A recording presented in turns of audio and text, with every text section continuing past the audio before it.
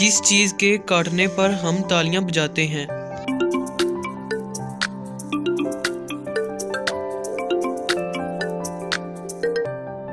सालगिरह का केक। ऐसी कौन सी चीज है जो गर्म करने पर जम जाती है?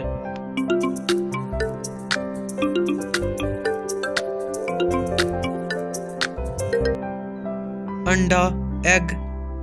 आसिफ 4 साल का है। उसके भाई की उम्र उसकी उम्र से आधी है।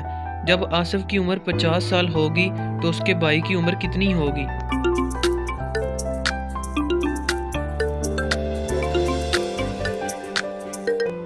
48 साल, क्योंकि दोनों की उम्र में सिर्फ 2 साल का फर्क है।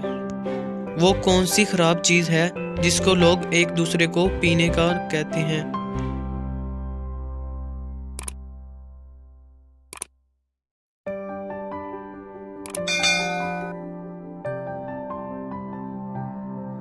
गुस्सा।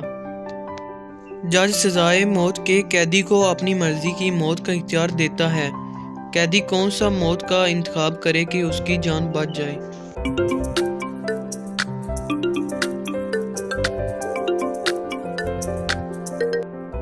कुदरती मौत का। Subscribe my YouTube channel for more updates. आज की वीडियो अगर आपको अच्छी लगी हो तो ज़रूर लाइक और शेयर कीजिएगा और कमेंट में भी ज़रूर बताइए।